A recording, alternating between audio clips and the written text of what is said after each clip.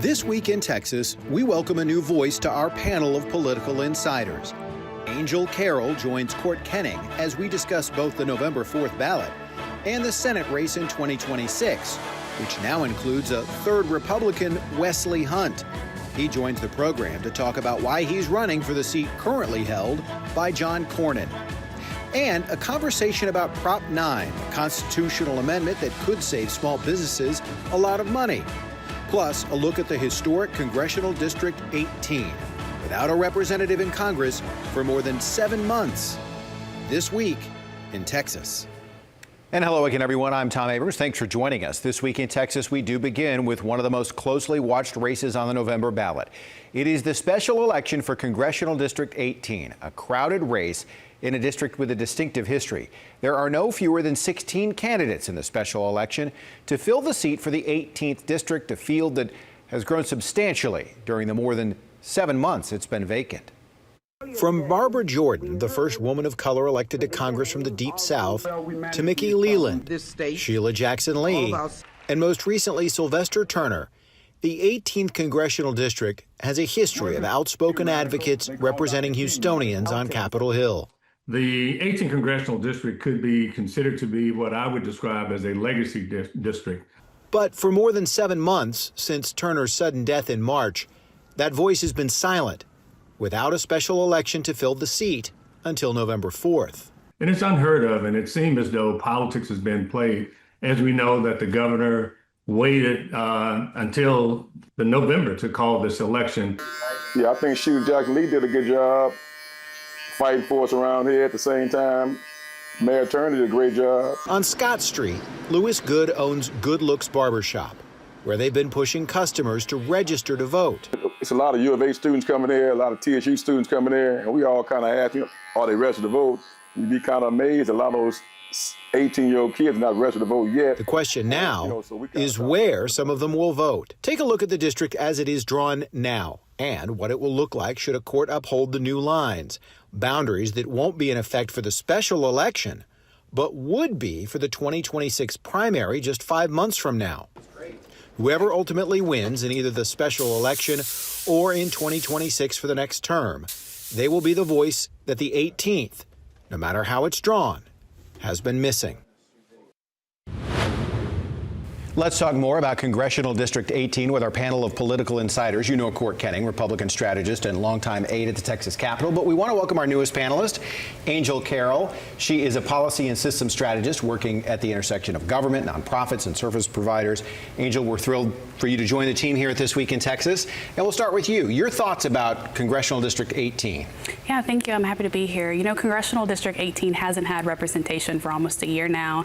And, you know, all the polls are showing different candidates in the lead. However, when we look at the largest voting bloc, most voters are undecided at this time. And so I think that's just confirming what we already know, right? That it's going to be competitive and tight to the very end. And we have a lot of different candidates who bring unique perspectives. And I'm excited to see what happens. You know, this race is more about This race is not so much about policy.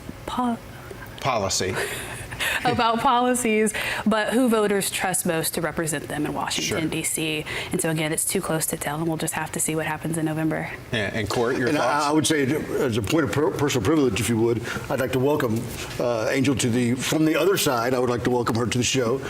You have a name that's a whole lot easier to pronounce than Otis was, but those are big shoes to fill. And I look forward to working with you and this team to bring the show forward. There's no doubt, as Angel had said, there's been no representation in that CD18 for quite some time. It's a district in flux. It is not a district that could elect a Republican, frankly. It's a Democrat district. So it's drawing a lot of candidates from a lot of different segments of the Democrat Party. You have people who are in elective office who have decided to run for this office and give up their seat. And you've got a lot of different personalities that are running. So it's going to be interesting, and I wish them the best. And I'm fascinated, Angel, by the number of young candidates there are. It's mostly younger candidates, where the Democratic Party historically, at least in recent years, has relied on older, more experienced candidates. Mm-hmm. That's not the case here. Yeah.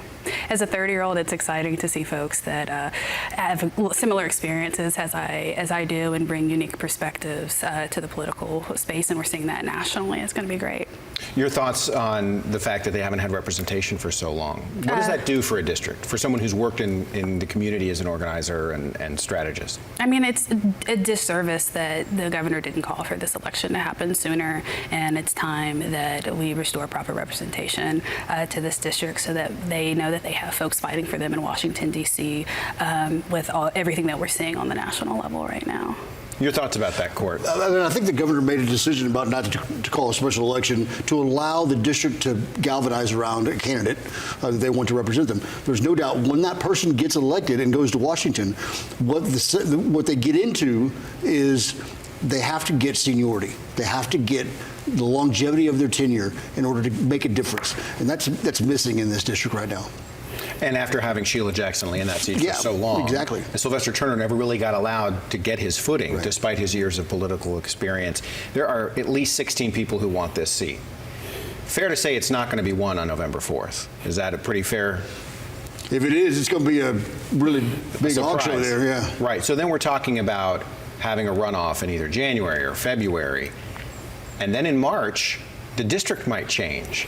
How fair is that to voters, given the proximity of all this and how confusing it is? Everything you just mentioned is known to the voting population right now. You think so? Well, I mean, when did the districts change? Well, they changed recently in the special session. Right. You can't pause the entire government process for one district. We can work together to make sure that they are represented well in Washington and get a great candidate. And I look forward to involving myself in what is going to be the better candidate there. But you can't put the entire state of Texas on hold, because the other states aren't going to be on hold either. Sure. You have about 30 seconds. Yeah, I mean, I think the governor did put the entire state on hold and this district on hold by waiting this long. We have candidates right now. I think it's going to be a three-way race with qualified candidates, so it's going to be interesting to see what happens there. But on top of that, I believe that I apologize. No, that's all right. Hey, you know what? This is new for you. You're doing a great job, and totally understand your perspective when you're talking about people not having the amount of time, having too much time really between having representation and not calling an election in May or any sooner, but waiting until November. Yeah, and I'd have to disagree respectfully with the fact that people know what the maps are going to look like. It's being fought in courts right now. I am a CD18 voter, and I'm confused on when the next election after this is going to be. And voter fatigue is very real. And so the Democratic Party has a long road ahead to make sure that they're keeping folks educated and getting their muscles moving to show up to the voting polls continuously. All right, Court Angel, we'll see you later in this program. But when we come back, we're going to talk about the proposed constitutional amendments on the November ballot. Welcome back. Let's stick with the November 4th ballot and take a statewide perspective. Regardless of where you live, every ballot in Texas will have 17 proposed constitutional amendments. These are items the legislature approved but need your vote to become law.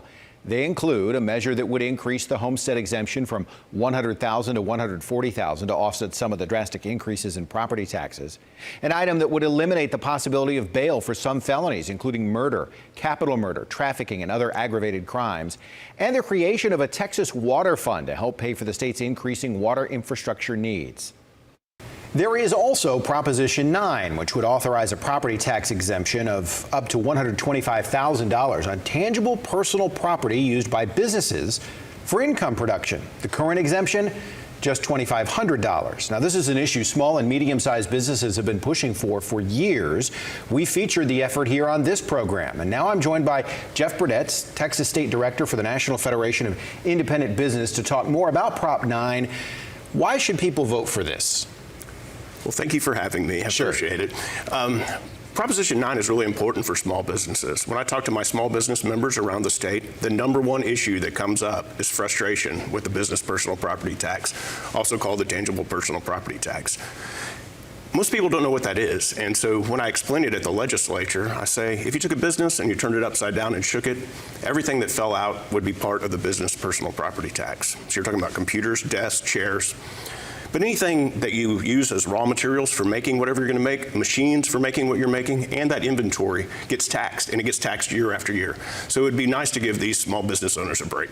And that's, I guess, how a lot of people talk about it, is the inventory tax. It's not necessarily, when you hear property tax, you think of land, but it's not necessarily that.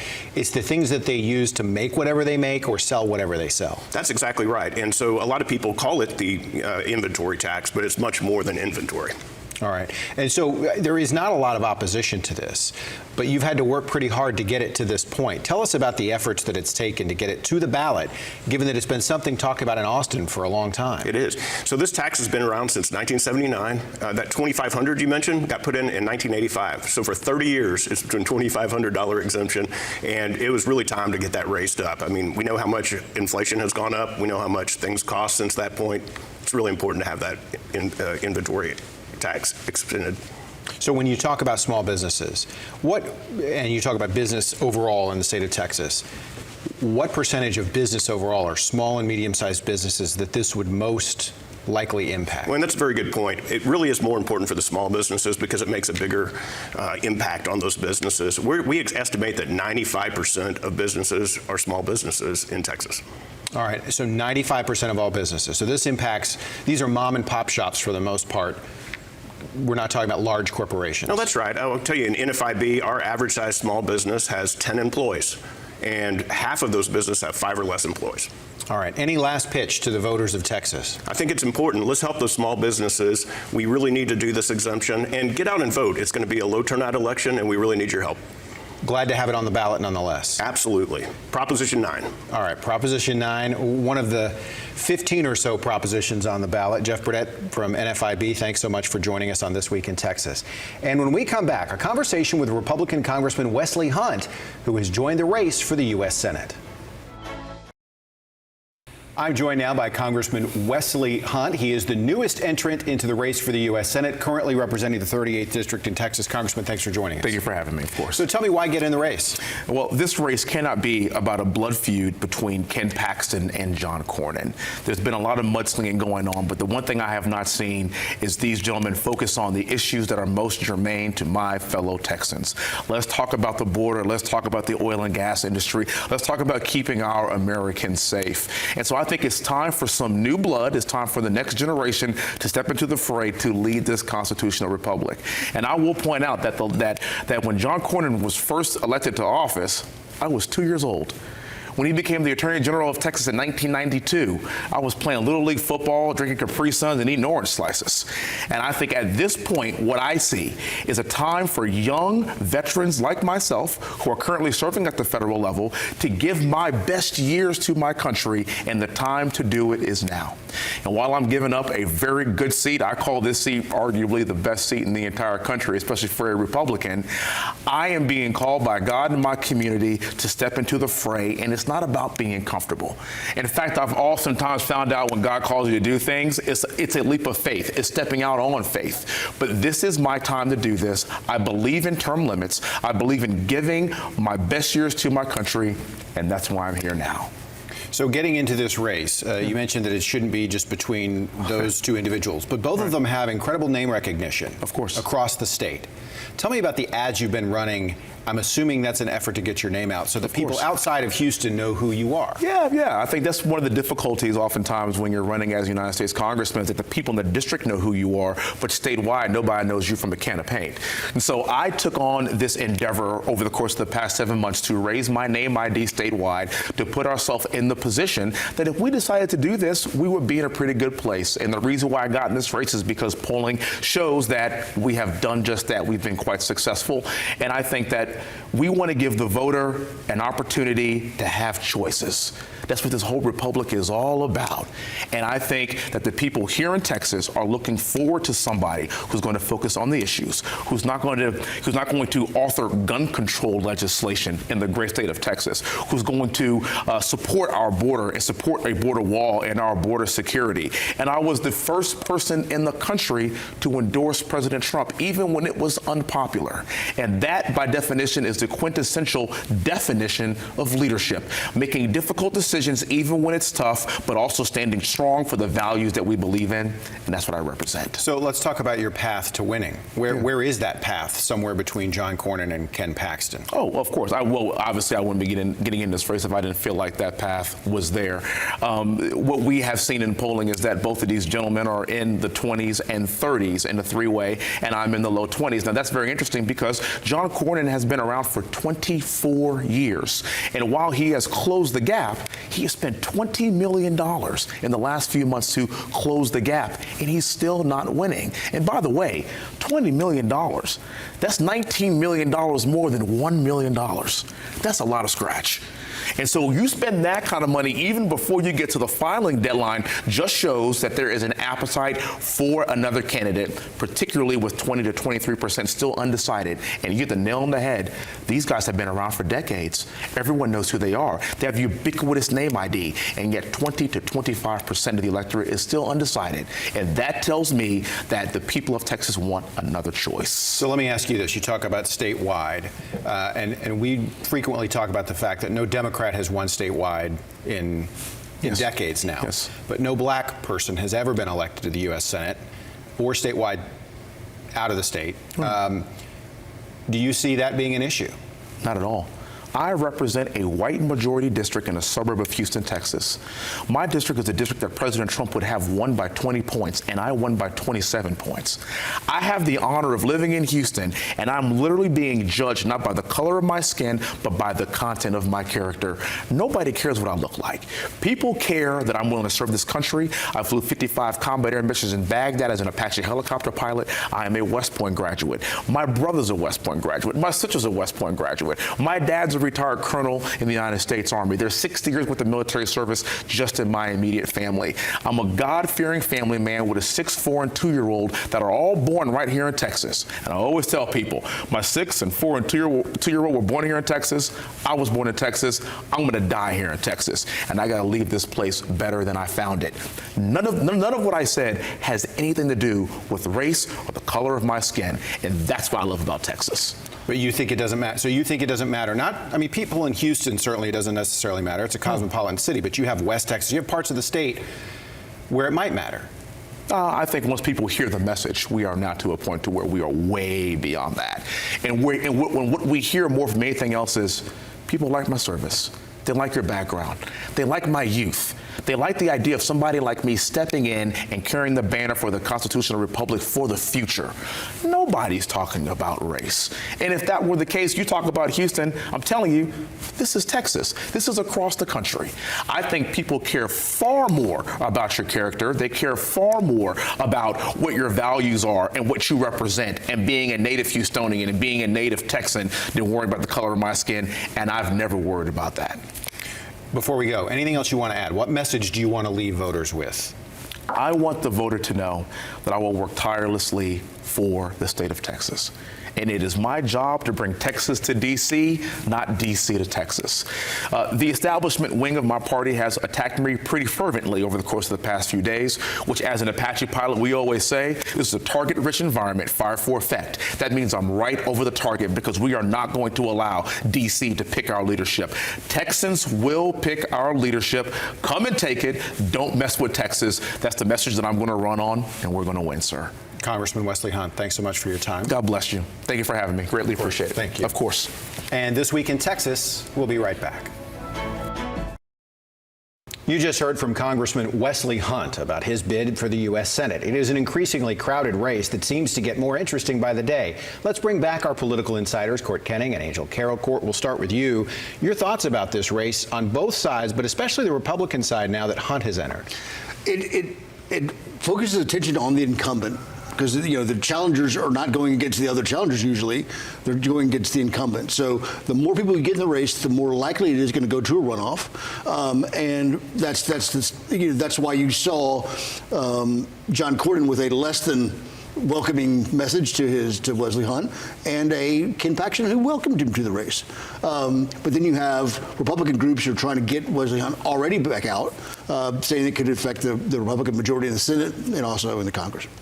Now let's talk about the Democratic side. It's also a crowded race, and there's a recent poll that shows a name that's not in the race yet could lead it in Jasmine Crockett. Your thoughts about where that race sits? Yeah, so I think first and foremost, I'm excited that Wesley Hunt and Ken Paxton are in the race. I think it provides a great opportunity for Democrats to flip this seat. Right now we have my former state representative, James Tallarico, and Colin Allred in this race, and I would love to see Jasmine get in the race as well. James raising $6.2 million in the first 3 weeks of his launch is a true testament to the grassroots campaign that he's leading. And Colin has a challenge ahead of him when it comes to rebuilding trust with voters in the primary. So it's a long road, but I'm curious to see what will happen. Are you surprised at all by the amount of campaigning that Allred is doing this time as opposed to 2 years ago when he was criticized by Democrats by not being out as much? Am I surprised? No, it shows that he's learning, and I appreciate that. It'll just take some time to see if voters are receptive to that. And so what do you think in terms of the nominee and how they impact the Democrats' chance to win statewide for the first time in 30 years? Let's look at the picture here. Still, Texas is a Republican state. So you go into the race as a Democrat knowing that the wind is at your head. And so things will have to change in order to make it competitive for a Democrat. But right now, the competitive parts of this election are on the Republican side. And I kind of hope they stay that way. So clearly you have two MAGA Republicans, and then you have Cornyn, who sort of represents the establishment.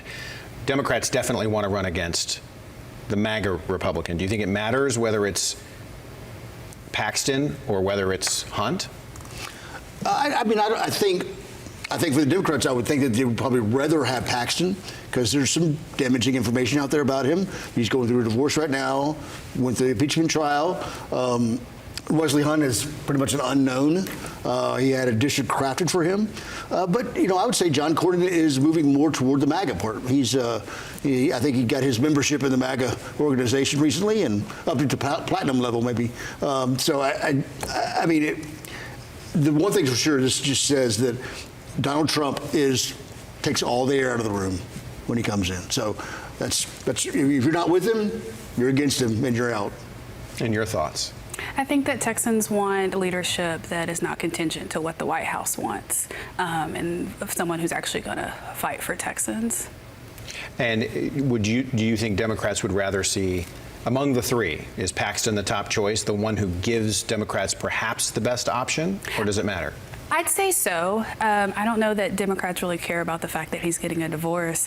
I think more about the grounds of the divorce, right? You have a Democratic candidate who is talking about what it looks like to be and walk as a Christian and loving thy neighbor, and then you have a potential Republican candidate who is getting divorced based on biblical grounds. So. Court, any other thoughts about this race? I mean, because we're still months out, but it feels like we're much closer to March than we are. Remember the history of this. You and I sat at that news table going over the impeachment proceeding that was going on, and you had Angela Paxton voting in that impeachment proceeding, and she was rock solid with her husband. But then months later, she gets a divorce, or she's filed for divorce on biblical grounds, is what it said. So things are really changing in this race, and specifically for the Attorney General. Yeah. March is a long time off, even if it doesn't feel like it, right? Mm-hmm. We'll be here before we know it. It's always election season. And you have an anti-Paxton person running for AG spot now. So sure. Chip Roy. So that's it's going to be an interesting race. All right, both of you, thank you. That is it for this episode of This Week in Texas. Thanks for joining us again, and welcome to Angel Carroll, who joins Court Kenning on our Political Insiders panel. For all of us here at This Week in Texas, have a great week and be kind to one another.